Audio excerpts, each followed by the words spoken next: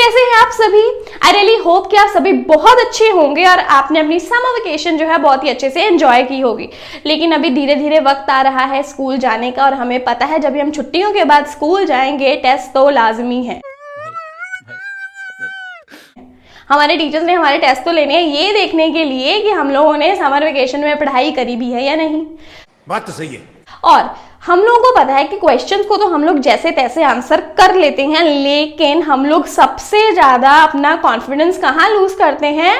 MCQs पे जाकर, assertion reasons पे जाकर, जहां पे हम लोगों को लगता है कि भाई ये क्या डाल दिया, अब इसको कैसे सॉल्व करें, हमारे चैप्टर से है भी या नहीं। ये सारे क्वेश्चंस बच्चों के दिमाग में आते हैं, मुझे पता है। ये बड़ी अच्छी बात कही आप। और इसीलिए आज का वीडियो आप लोगों के लिए बहुत ज्यादा इंपॉर्टेंट होने वाला है, क्योंकि आज हम लोग डिस्कस करने वाले हैं 10 best MCQs from the chapter acid basis and salt.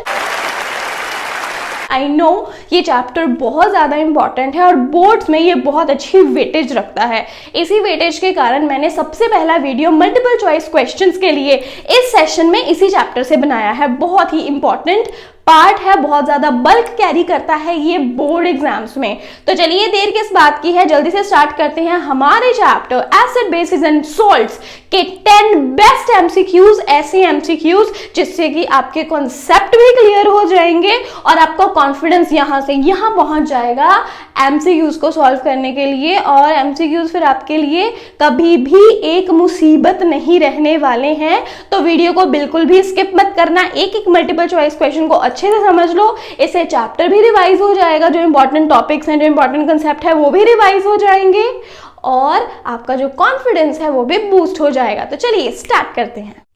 तो सबसे पहला MCQ है, X is a substance which is soluble in water and its aqueous solution turns red litmus blue and produces hydrogen on reaction with zinc. It is prepared by electrolysis of NaCl aqueous. What is X? तो ये तो हमारी मुसीबत की जड़ है। मतलब जहां पे ये X, Y, Z, A, B, C वाले क्वेश्चन आ जाते हैं, उन्हें तो देखते ही डर लगना शुरू हो जाता है और हम कहते हैं ना भाई ये तो हमसे होने वाला नहीं है, ये तो हमसे ना हो पाएगा। ये पहला डायलॉग है जो हमारा दिमाग हमें सुनाता है। तो आपने इन्हीं क्वेश्चंस को मास्टर करना है। ये वाले जो क्वेश्चंस होते हैं ना, these are one of the easiest question, क्योंकि इसमें इतने सारे हिंट्स दे रखे होते हैं ना आंसर के कि आप मतलब बात ही छोड़ दो, ये पूरा का पूरा क्वेश्चन आपको बता रहा है कि भाई ये है आंसर, भाई ये है आंसर। उसको अब देखने के लिए, समझने के लिए आंखें तो आप ही को इस्तेमाल करनी है। वो कहते हैं ना समझदार को इशारा काफी है, आपको वो समझदार बनाना है हमें। तो देखिए क्या बोला, X is a substance, X वो सब्सटेंस है which is soluble in water, ये वाटर soluble है। अब यहाँ पे ट्रिक क्या है इसे सॉल्व करने की, आपने जो कीवर्ड्स आ रहे हैं ना उनको हाईलाइट करना है। अब ये जो हमारा X है, X क्या है, soluble है किसमें, वाटर में। And its aqueous solution turns red litmus blue। देखो कितनी बड़ी बात बता दी, कहते जो X है, X का aqueous solution रेड लिटमस को ब्लू कर देगा। अब आप मुझे कमेंट सेक्शन में जल्दी से बताइए, रेड लिटमस को ब्लू कौन करते हैं, एसिड्स या बेसिस? जल्दी से बताएंगे। मैं आपको हिंट दे देती हूँ, जो एसिड्स होते हैं, acids turn blue litmus red. जो एसिड्स हैं, एसिड्स क्या करते हैं, एसिड्स ब्लू लिटमस को रेड कर देते हैं। यहां पे हमें बताया है रेड लिटमस ब्लू हो रहा है, तो डेफिनेटली जो X है, X क्या हो गया, X is a base. X क्या है, X एक बेस है, याद रखना। एक हिंट आ गया हमारे पास। And produces hydrogen on reaction with zinc। X क्या है, एक बेस है, जब ही ये बेस रिएक्ट करेगा जिंक के साथ उस टाइम पे जो हाइड्रोजन गैस है वो इवॉल्व होगी। ये हमारा दूसरा हिंट है, that it produces hydrogen on reaction with zinc. जो बेस है X, यहाँ पे साथ साथ लिख लेंगे। कमी यही है कि हम लोग लिखते नहीं है साथ साथ, बस ऐसे ही पढ़ते रहते हैं randomly. X which is a base upon reacting with zinc it is going to produce hydrogen gas। अब देखो साथ में एक और चीज बता रखी है, it is prepared by the electrolysis. Electrolysis की प्रोसेस के साथ बनता है। इलेक्ट्रोलिसिस का प्रोसेस किसका, NaCl एक्वस, NaCl एक्वस बोला जाता है ब्राइन को, जो sodium hydrochloride NaCl sodium chloride का जो एक्वस सोल्यूशन होता है। एक्वस क्या होता है? Solution prepared in water. Aqueous का मतलब क्या है? Solution prepared in water. NaCl का जब H2O में सोल्यूशन बना, इसकी इलेक्ट्रोलिसिस करेंगे तभी हमारे पास हमारा X जो है वो बनेगा। X इज इट, यहाँ पे किसको रिप्रेजेंट कर रहा है? X को। It is prepared by the electrolysis of aqueous sodium chloride. Aqueous sodium chloride क्या रहता है? ब्राइन। एक्वस सोडियम क्लोराइड क्या रहता है? ब्राइन। अब ध्यान से याद करो, ध्यान से समझने की कोशिश करो। ये रिएक्शन आपके एनसीईआरटी में गिवन है। This is your chlor alkali process. This is your chlor alkali process. अगर आपको ये क्लोर एल्कली प्रोसेस अच्छे से नहीं आता है, बहुत ज़्यादा डिटेल में मैंने समझा रखा है क्लोर एल्कली प्रोसेस को, और इस वीडियो का लिंक जो है आपको डिस्क्रिप्शन बॉक्स में मिल जाएगा कि क्लोर एल्कली प्रोसेस क्या है। आप उसको अगर डिटेल में समझना चाहते हैं, अगर नहीं मैं तो बोलूँगी डिटेल में समझो, ठीक है, 10-15 मिनट में आपको समझ में आ जाएगा कि क्लोर एल्कली प्रोसेस क्या है, और कभी भी यहाँ से मात नहीं खाओगे। और क्लोर एल्कली प्रोसेस से सीबीएसई में एक क्वेश्चन पक्का ही आना है, आता रहा है और आएगा भी।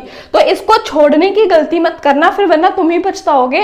हमने बोर्ड एग्जाम्स में बैठ कर कि मैम ने बोला था कि ये क्लोर एल्कली प्रोसेस समझ लो, लेकिन हमने नहीं समझा, तो गलती तुम्हारी होगी, मेरी नहीं, क्योंकि मैंने ये समझा दिया है। अब समझना तुम्हारी जिम्मेवारी है। देखो होता क्या है इस प्रोसेस में, जब ब्राइन लेते हैं, ब्राइन क्या है हमारा? NaCl प्लस H2O, मतलब वाटर में जब NaCl को डिसॉल्व कर दिया, ये क्या बन गया? Brine. It is cold and concentrated solution होता है सोडियम क्लोराइड का। लेकिन अभी आप लोग अपने 10th लेवल तक इतना ही समझो, NaCl में पानी डाला, ये क्या बन गया? ब्राइन। इसकी करेंगे इलेक्ट्रोलिसिस, इसमें से बिजली पास करवाएंगे, क्या बनेगा? जो प्रोसेस यहाँ पे जो बनता है क्लोर एल्कली प्रोसेस में, यहाँ पे मेन प्रोडक्ट्स क्या है? Main product is sodium hydroxide NaOH along with Cl2 along with hydrogen. Sodium hydroxide, chlorine और हाइड्रोजन, ये 3 चीजें बनती हैं during the electrolysis of aqueous solution of sodium chloride. Sodium chloride के एक्वस सॉल्यूशन की जब इलेक्ट्रोलिसिस होगी, क्या बनेगा? Sodium hydroxide, chlorine and hydrogen. अब ध्यान से देखो, जो यहाँ पे NaOH बना, ये बेस है, राइट। हमें जो पहला हिंट गिवन था X बेस है, it is true for NaOH, ठीक है। अब आप देखो NaOH जो है हमारा, जब भी हम लोग NaOH का रिएक्शन जिंक के साथ करवाएंगे, क्या बनेगा? Sodium zincate Na2ZnO2 along with hydrogen gas. दूसरा हिंट भी सही हो गया कि जब भी ये बेस जो भी ये X है, जब ये जिंक के साथ रिएक्ट करेगा, हाइड्रोजन गैस इवॉल्व होगी। हाइड्रोजन गैस इवॉल्व हो रही है, since it is a base, मतलब ये रेड लिटमस ब्लू टर्न कर रहा है, और ये प्रोडक्ट है किसका? The electrolysis, the electrolytic product of NaCl aqueous. तो मतलब यहाँ पे हमारा X क्या हो गया?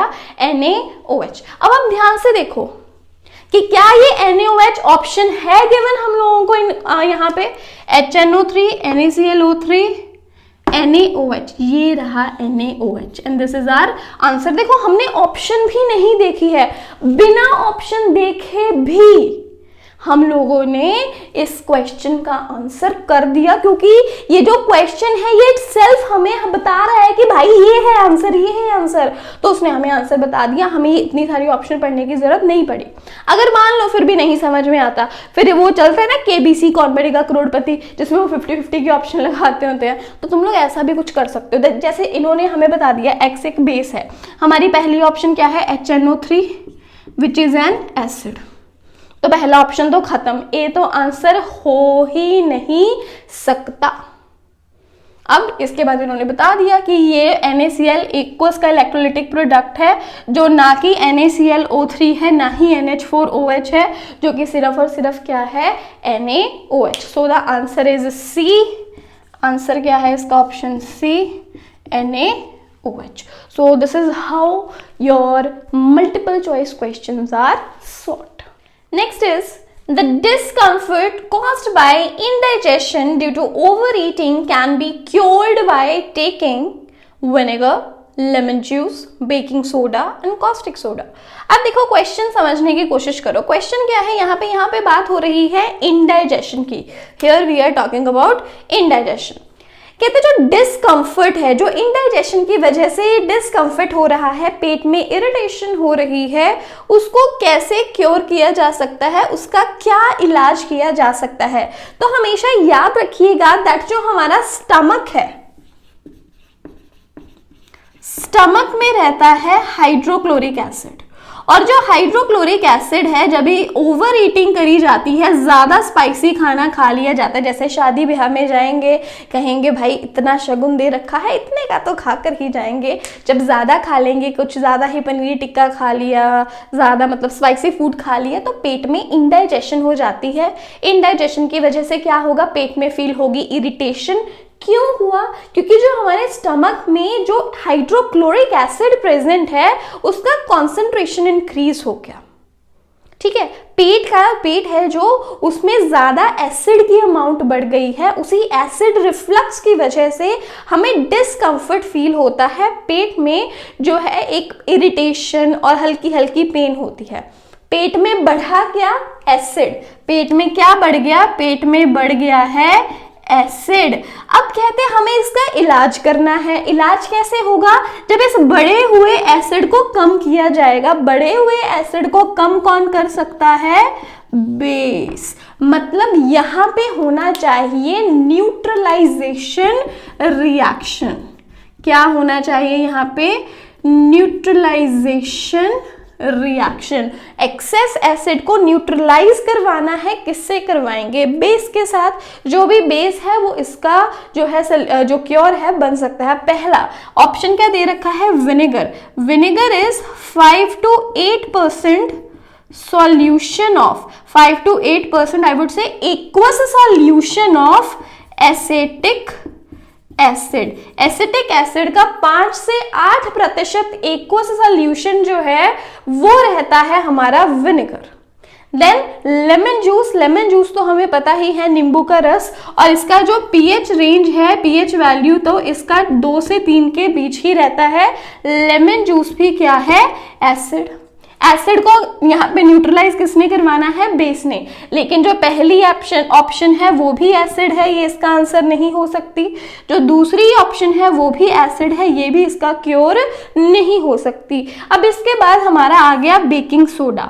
बेकिंग सोडा का जो पीएच है, पीएच जो है इसका 9 तक रेंज करता है. एंड बेसिक जो हमारा जो बेकिंग सोडा है, this is a mild base. ये एक बहुत ही माइल्ड बेस है. जबकि जो कॉस्टिक सोडा है, caustic soda is sodium hydroxide NaOH.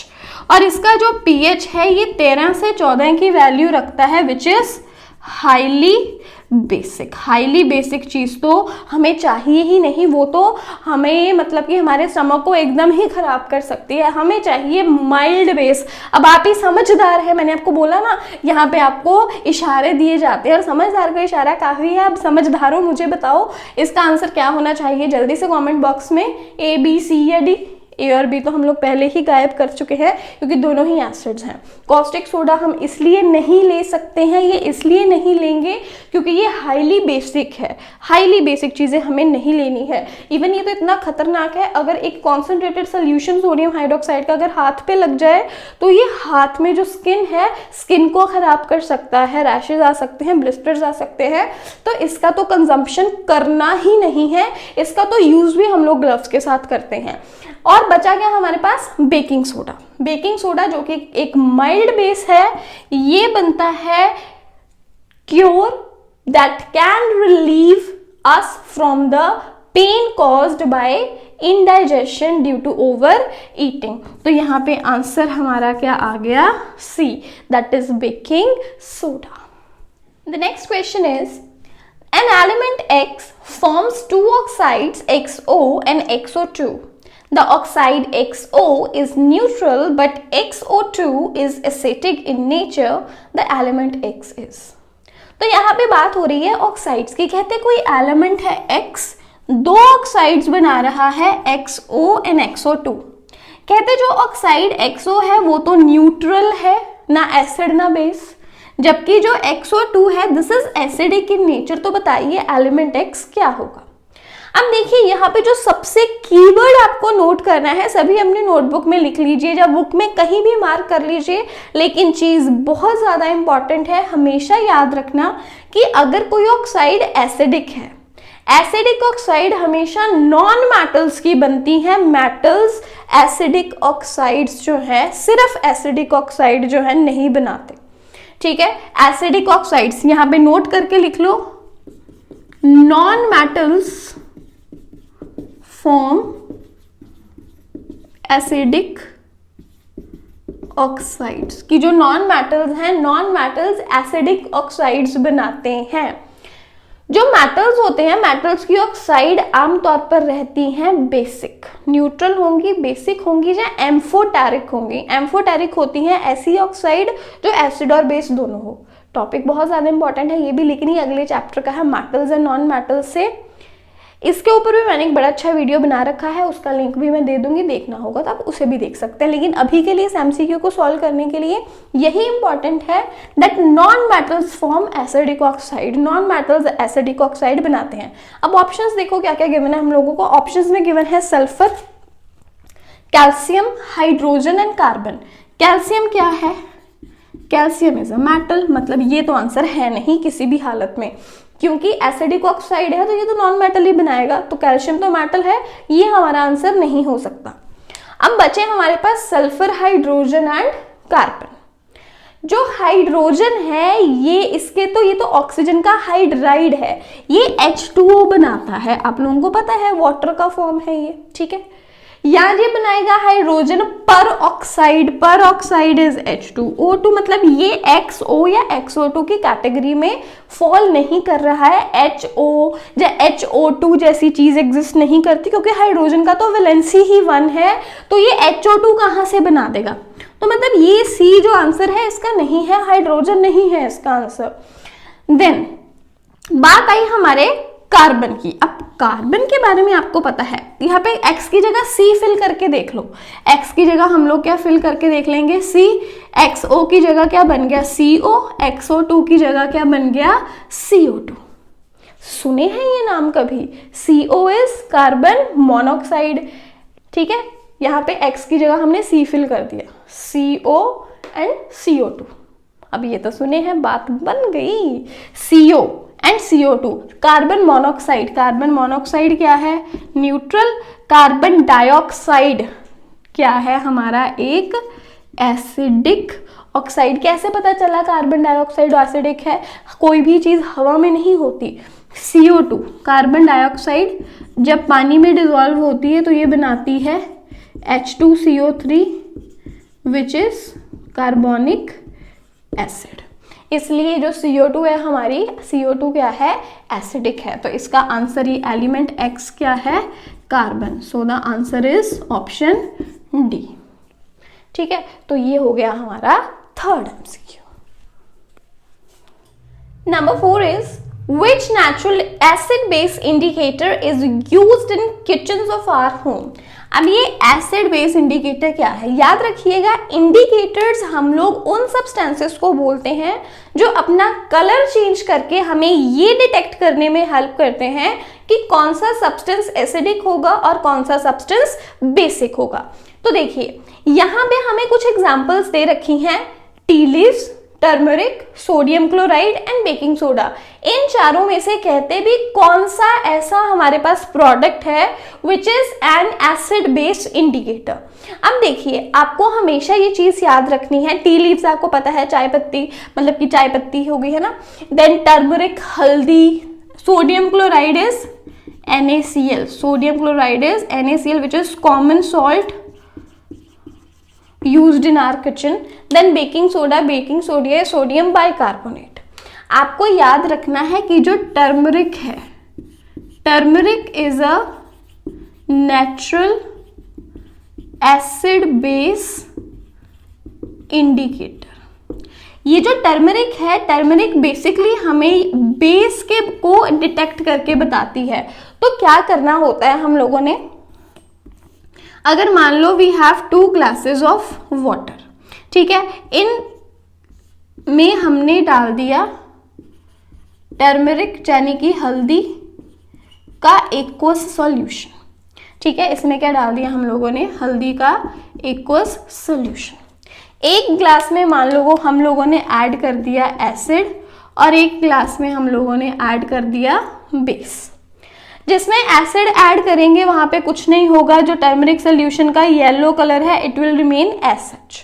लेकिन जिस ग्लास में हम लोगों ने बेस ऐड करा है उसका जो येलो कलर है वो कन्वर्ट हो जाएगा रेडिश ब्राउन में। किस में कन्वर्ट हो जाएगा, ये रेडिश ब्राउन में। तो मतलब जो हल्दी है, हल्दी एक नेचुरल एसिड बेस इंडिकेटर है जो कि बेस को रेडिश ब्राउन में कन्वर्ट कर सकती है। और यही कारण है कि जब भी हमारी कोई वाइट शर्ट है उस पर कोई सब्जी का दाग लग जाता है और हम लोग उसको साबुन से धोने की कोशिश करते हैं, क्योंकि जो हमारे पास साबुन रहता है, कपड़े धोने वाला साबुन रहता है, वो बेसिक होता है नेचर में। जब भी हम लोग उसके ऊपर साबुन लगाते हैं तो उसका कलर जो है रेडिश ब्राउन हो जाता है, क्योंकि ये एक बेस जो हमारे पास जो टर्मरिक है वो एक नेचुरल एसिड बेस इंडिकेटर की तरह वर्क कर रहा है। अब ये तो थ्योरेटिकल बात होगी ना, मैंने इसके ऊपर बिल्कुल एक एक्टिविटी बेस्ड वीडियो बनाया है, उसका लिंक भी आपको डिस्क्रिप्शन बॉक्स में मिलेगा, आप उसे एक बार देख लो। जब आप प्रैक्टिकली देख लोगे ना अपनी आंखों से,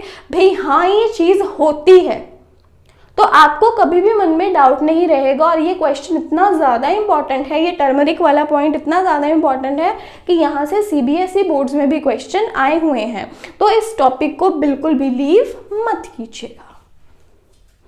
the next is the pain due to honey bee sting can be relieved by using. कहते जब हनी बी स्टिंग करता है उस टाइम पे बहुत ही ज़्यादा पेन होती है, उस पेन से इजाद कैसे पाया जा सकता है। हनी बी स्टिंग, ये है हमारे कीवर्ड्स।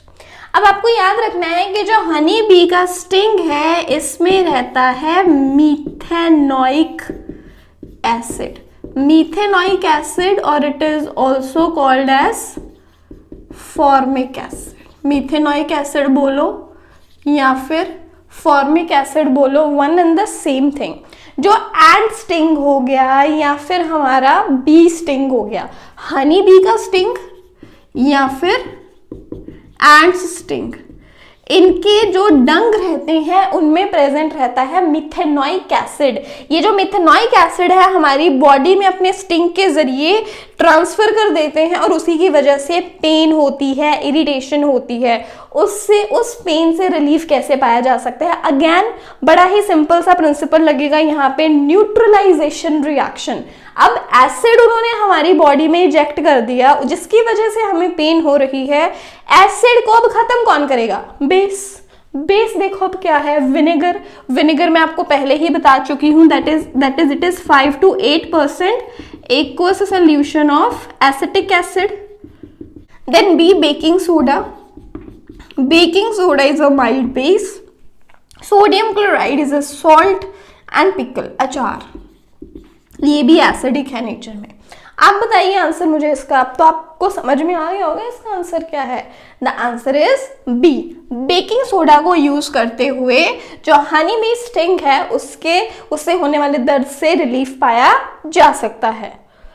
इसी तरह से एक और जो हमारे पास यहाँ से एमसीक्यू बन सकता है, the pain due to wasp sting can be relieved by using. जो वास्प स्टिंग है उससे होने वाली दर्द को कैसे खत्म किया जा सकता है। याद रखिएगा कि जो हमारे पास हनी बी स्टिंग है और वास्प स्टिंग है इनका नेचर अलग रहता है। हनी बी का जो स्टिंग है वो एसिडिक होता है, उसमें मिथेनोइक या फॉर्मिक एसिड प्रेजेंट है, जबकि जो वास्प स्टिंग है, wasp sting is basic in nature. Wasp sting contains a base. चीज वही रहेगी, अब बेस उसने हमारी बॉडी में रिलीज कर दिया है तो उस बेस को खत्म करने के लिए न्यूट्रलाइजेशन रिएक्शन का ही हमें इस्तेमाल करना है। बेस को खत्म करने के लिए हम लोग यूज करेंगे एसिड। अब यहाँ पे हमारे पास ऑप्शंस क्या हैं? Vinegar, baking soda, sodium chloride and milk of magnesia. Vinegar आपको पता है, it is 5 to 8% solution of acetic acid. Baking soda mild base है, सोडियम क्लोराइड एक सॉल्ट है। मिल्क ऑफ मैग्नीशिया जो है this is MgOH whole twice, इसका pH 10 के अराउंड रहता है and this is also a base. अब वास्प स्टिंग से तो ऑलरेडी बेस हमारी बॉडी में चला गया है, तो इनका इस्तेमाल तो हम लोग नहीं करेंगे, ना ही इस्तेमाल करेंगे सोडियम क्लोराइड का। So the answer is a, vinegar use किया जाएगा। विनेगर यूज कर सकते हैं, पिकल यूज कर सकते हैं, अचार रगड़ सकते हैं, जिससे कि उस एक्सेस बेस को खत्म करके उससे होने वाली जो दर्द है उसे खत्म किया जा सकता है।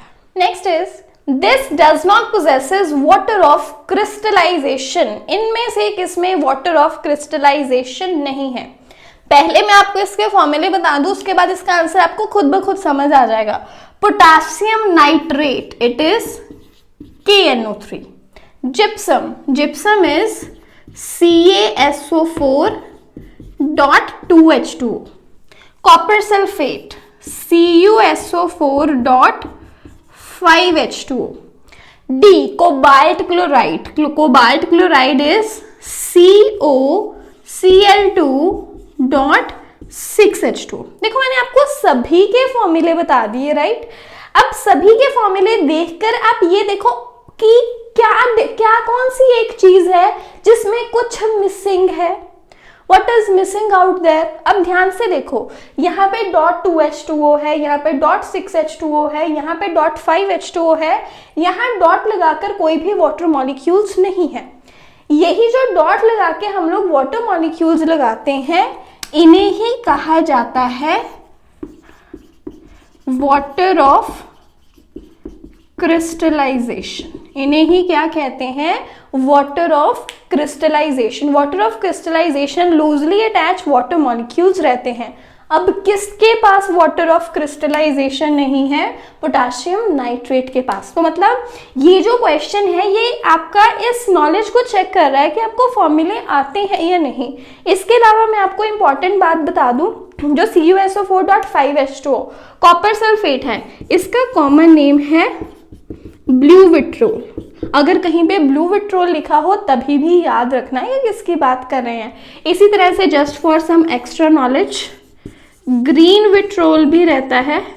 ग्रीन विट्रोल इज FeSO4.7H2O और हमारे पास व्हाइट विट्रोल भी रहता है। White vitriol is ZnSO4.7H2। तो ये तीन चीजें भी इंपॉर्टेंट है, blue vitriol, green vitriol and white vitriol. Extra knowledge के लिए भी चीजें याद रखना, लेकिन इसमें आंसर हमारा ए ही है। वाटर ऑफ क्रिस्टलाइजेशन किसके पास नहीं है? पोटाशियम नाइट्रेट के पास। चलो भाई, अब नेक्स्ट मल्टीपल चॉइस क्वेश्चन आ गया है। अब देखो, ऐसा अगर कोई मल्टीपल चॉइस क्वेश्चन आ जाए ना, तो हम लोगों ने स्टेटमेंट तो बिल्कुल नहीं पढ़नी है, बस ये देखना है कि ऑप्शंस में यहाँ ना फ्रैक्शनल वैल्यूज आ रही हैं, कुछ न्यूमेरिकल वैल्यूज आ रही हैं, और यहीं से हम लोगों का कॉन्फिडेंस लूज हो जाता है कि ना ये नहीं हो पाएगा, पता नहीं क्या पूछ लिया।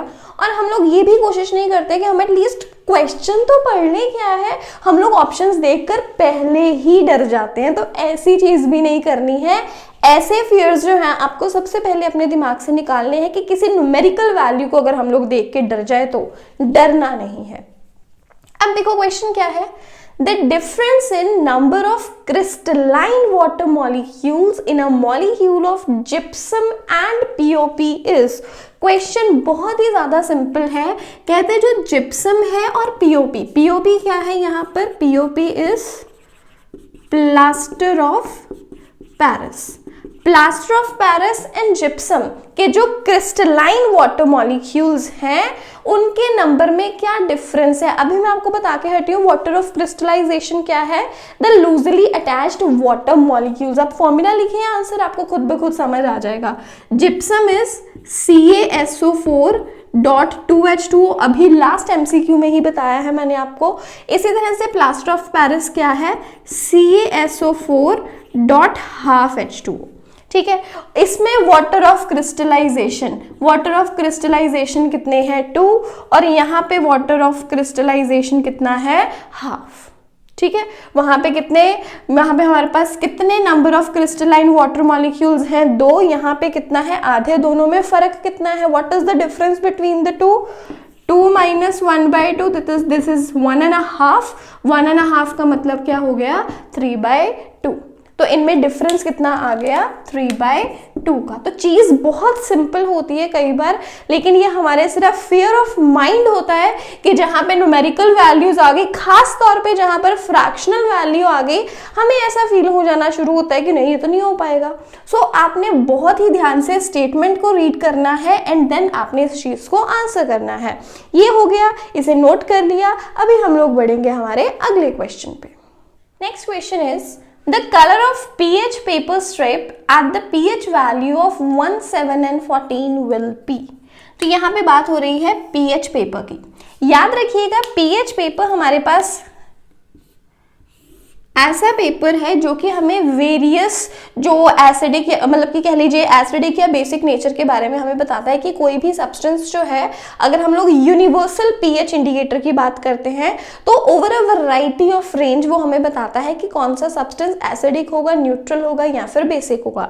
आपको ये चीज याद रखनी है कि जो हमारा पीएच है, पीएच स्केल की अगर हम लोग बात करते हैं, पीएच स्केल हमारा 0 से 14 तक का ऐसा स्केल है जो कि हमें एसिडिक और बेसिक वैल्यूज के बारे में बताता है। और यहाँ 0 से 14 तक है, सेंटर क्या आ गया इसका 7। जब भी pH 7 रहता है तो वो सब्सटेंस होगा न्यूट्रल। 7 से वैल्यूज जितनी भी छोटी हैं वो रहते हैं एसिड्स, 7 से वैल्यूज जो बड़ी हैं वो रहते हैं बेसिस। ठीक है, जैसे जैसे हम 7 से दूर जाते जाएंगे टुवर्ड्स 0 तो एसिडिक स्ट्रेंथ बढ़ेगा, एसिडिक स्ट्रेंथ जो है वो बढ़ेगा। और जैसे जैसे 7 से हम लोग 14 की तरफ जाएंगे तो इधर जाते हुए जो बेसिक स्ट्रेंथ है, बेसिक स्ट्रेंथ बढ़ेगा।